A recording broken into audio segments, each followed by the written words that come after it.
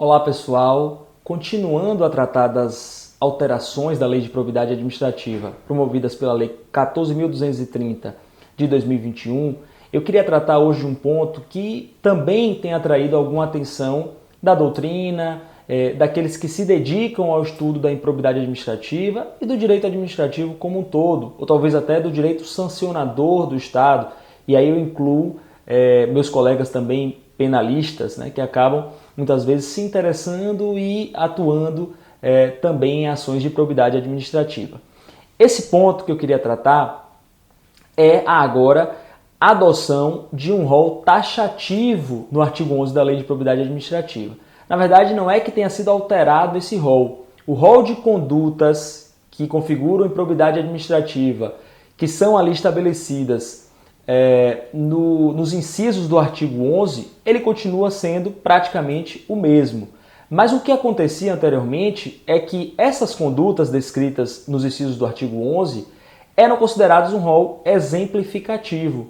Então significava dizer que outras condutas, mesmo que não aquelas exatamente descritas, poderiam configurar ato de improbidade administrativa previsto no artigo 11 da Lei de Probidade Administrativa. Então, muitas condutas eram simplesmente encaixadas por analogia, dando ali uma liberdade muito grande, tanto para aqueles que são os autores das ações de improbidade administrativa, com destaque para o Ministério Público, quanto também para os juízes que julgavam essas ações de improbidade administrativa. Então, havia ali uma ampliação, de certa forma, exagerada da possibilidade de punição de agentes públicos em razão do reconhecimento de que aquele artigo 11 trazia um rol exemplificativo. Então agora, a Lei de Probidade Administrativa, depois da alteração promovida pela Lei 14.230, estabeleceu esse rol é taxativo.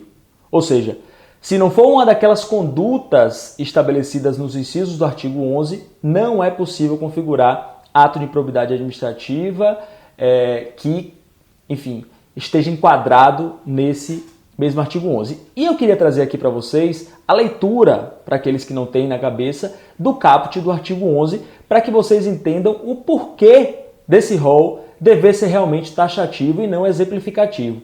O artigo 11 prevê: constitui ato de improbidade administrativa que atenta contra os princípios da administração pública a ação ou omissão dolosa que viole os deveres de honestidade, de improbidade e de legalidade, caracterizada por uma das seguintes condutas. Então veja que antes dessa alteração legislativa, qualquer violação a princípio jurídico poderia configurar ato, princípio jurídico do direito administrativo poderia configurar ato de improbidade administrativa.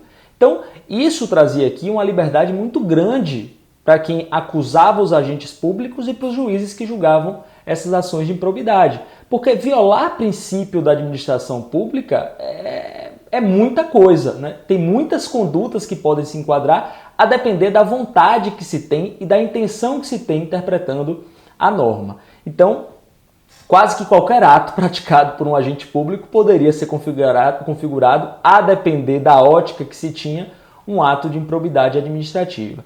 Então, ao estabelecer o legislador que agora esse rol é taxativo, significa dizer que aquelas condutas descritas configuram realmente improbidade administrativa, mas se não estiver ali naquela lista, não configura ato de improbidade administrativa. Então isso traz uma segurança jurídica, evidentemente, muito maior. Isso diminui essa discricionariedade na interpretação da Lei de Probidade Administrativa. Na prática, o que a gente via era que o Ministério Público, sobretudo, quando queria propor uma ação de improbidade administrativa contra um gestor e não conseguia encontrar ali naquela conduta a configuração segundo o artigo 9º e segundo o artigo 10 da Lei de Probidade Administrativa, trazia ali como se fosse um coringa, né, uma carta reserva, o artigo 11. Porque aí a conduta, a depender do jogo ali argumentativo, certamente poderia configurar em alguma medida violação a princípios administrativos. Então, nesse ponto aqui também eu entendo que houve um acerto do legislador a promover essa alteração, determinando ali que as condutas de improbidade do artigo 11 são somente aquelas que estão descritas. Evidentemente que tem críticos, né, para essa alteração. Eu preciso trazer aqui também o contraponto.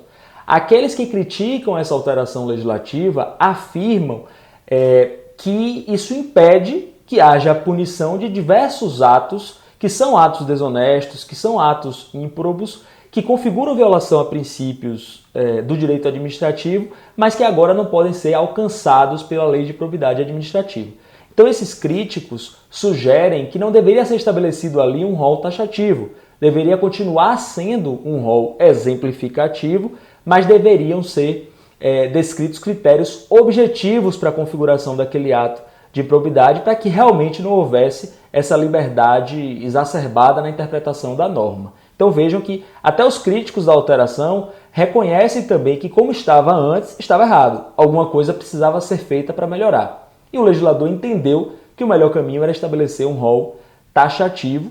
Com todo respeito aqui às críticas, eu continuo entendendo que foi um avanço. Se não foi o melhor cenário, se ainda não está perfeita a legislação, como nunca é, pelo menos houve aqui um avanço para trazer justamente essa segurança jurídica e essa tranquilidade para que o gestor público bem intencionado possa tomar suas decisões, possa praticar os seus atos, promover as suas políticas públicas sem ter a todo momento aquele medo, aquele pânico de sofrer uma ação de improbidade administrativa, muitas vezes arbitrária, como acontecia antes, promovida pelo Ministério Público. Então, esse era o ponto que eu queria trazer para vocês hoje. Se ficaram com alguma dúvida, podem fazer perguntas nos comentários, fica à vontade, mas não esqueçam também de curtir, não esqueçam de se inscrever no canal, de clicar no sininho para receber as notificações, para ajudar esse canal aqui a ganhar cada vez mais proporção, tá certo? Obrigado, gente!